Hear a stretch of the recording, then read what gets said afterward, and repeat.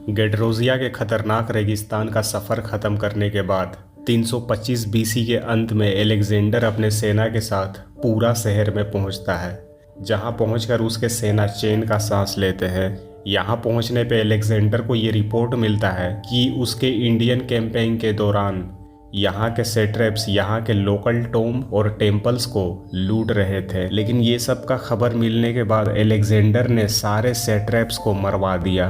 इसके बाद Alexander 324 BC के शुरुआत में पसरगेड पहुंचता है, जहां वो एक बार फिर से साइरस द ग्रेट के कब्र पे जाने का फैसला करता है। लेकिन जब वो कब्र के पास पहुंचता है तब वो देखता है कि साइरस का कब्र बहुत ही ख़राब हालत में टूटकर बिखर चुका है, क्योंकि यहाँ के लोगों ने साइरस के टोम को लूट चुके थे।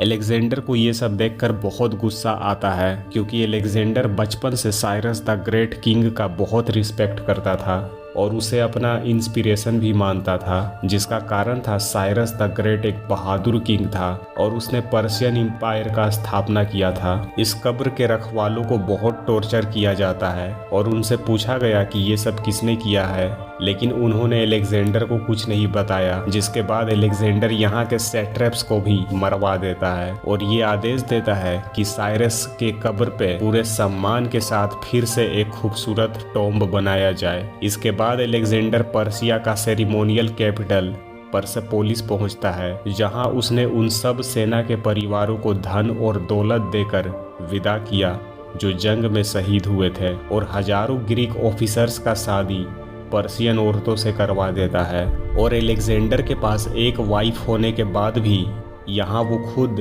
2 पर्शियन औरतों से शादी करता है।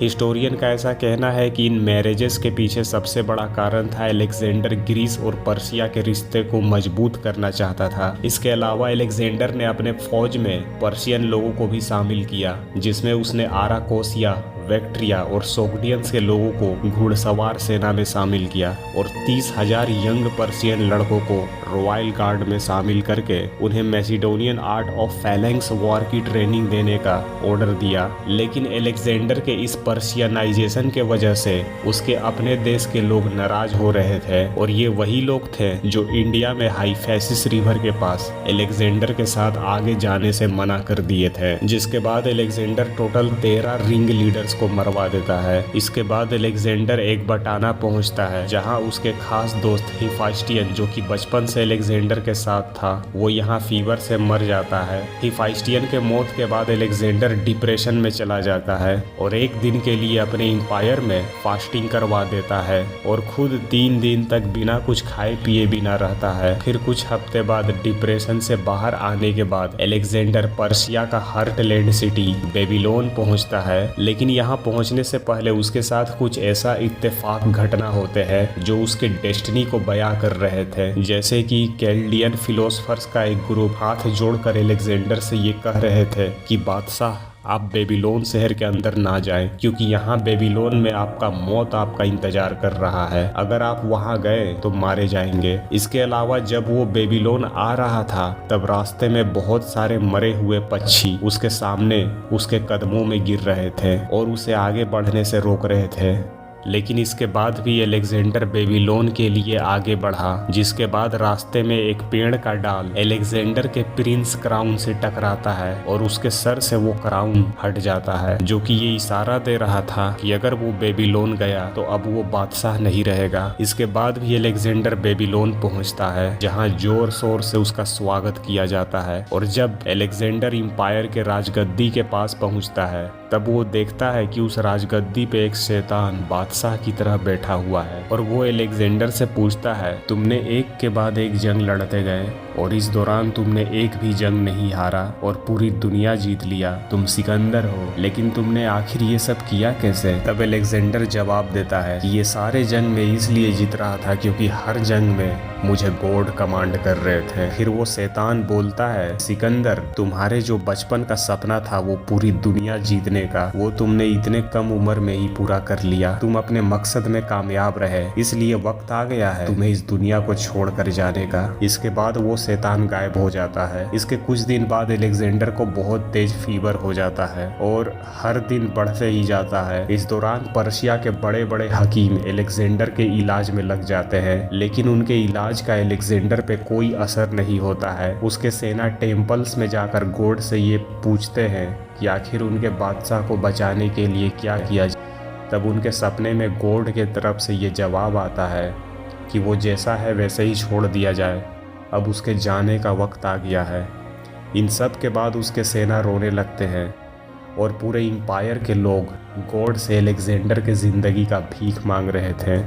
अलेक्जेंडर के सेना उसे देखने के लिए उसके पास जाने का कोशिश करते हैं, लेकिन उसके बॉडीगार्ड उसके सेना को बाहर ही रोक कर रखते हैं। अब अलेक्जेंडर को भी पता चल गया था कि बहुत जल्द वो मरने वाला है, इसलिए वो अपनी इच्छा को नोट करवाता है, जिसमें सबसे पहला था कि मुझे मरने के बाद मेरे जनाजे को इजिप्ट में दफनाया जाएगा। जब जनाजा उठेगा तब मेरे दोनों हाथों को बाहर निकाल दिया जाए, ताकि लोगों को पता चले कि इंसान खाली हाथ आता है और खाली हाथ जाता है। मेरे जनाजे को कंधे मेरे हकीम देंगे, ताकि लोगों को पता चले कि जब मौत आता है तो कोई हकीम किसी को बचा नहीं सकता। इसी दौरान अलेक्जेंडर के सेना उसके बॉडीगार्ड को वार्निंग देते हैं कि अगर हम लोगों को अलेक्जेंडर को देखने से रोकेंगे तो हम बॉडीगार्ड्स को मार देंगे।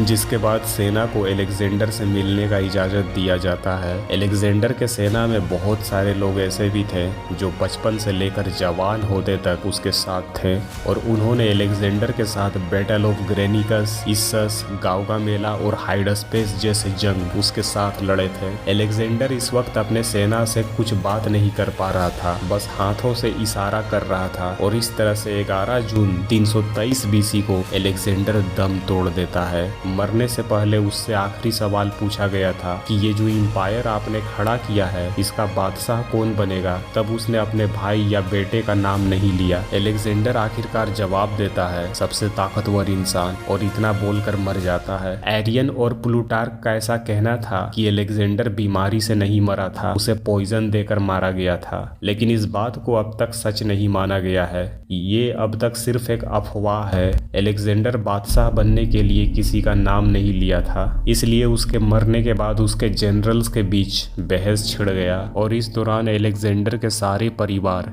जिसमें उसका वाइफ, उसका बेटा और उसका भाई का मर्डर कर दिया गया। और फाइनल रिजल्ट ये आया कि अलेक्जेंडर का बनाया हुआ एम्पायर 4 भाग में टूट गया, जिसमें ग्रीस, कैसेंड्रा और लाइसिमेसियस के हाथ में गया, पर्सिया का वेस्ट पार्ट एंटिगनस के हाथ में गया, इजिप्ट पोटोलमी के हाथ में गया और पर्सिया का ईस्ट पार्ट सेल्यूकस के हाथ में गया। लेकिन मरते दम तक भी अलेक्जेंडर इस पृथ्वी का सबसे पावरफुल इंसान था। मरने के बाद उसके जनाजा इजिप्ट में दफनाया गया। अलेक्जेंडर के मरने के बाद उसके कब्र अगले 600 सालों तक दुनिया भर के लोगों के लिए तीर्थ स्थान बन गया, जहां दुनिया के कोने कोने से लोग उसके कब्र को देखने आते थे। अलेक्जेंडर के बाद जितने भी ग्रेट मिलिट्री लीडर पैदा हुए, चाहे वो हैनिबल हो, जूलियस सीजर हो या नेपोलियन बोनापार्ट हो, ये सब अलेक्जेंडर को अपना इंस्पिरेशन मानते थे। दुनिया भर में बहुत सारे लोग अलेक्जेंडर को या तो पॉजिटिव समझते थे या फिर नेगेटिव समझते थे, लेकिन जो भी हो, अलेक्जेंडर का जो अचीवमेंट था, उसका उपलब्धियों का जो स्केल था, वो इस दुनिया के ह्यूमन हिस्ट्री में हमेशा के लिए अनफॉरगेटेबल और रिमार्केबल रहेगा। उसने अपने करियर में इलेरियंस, ग्रीक्स,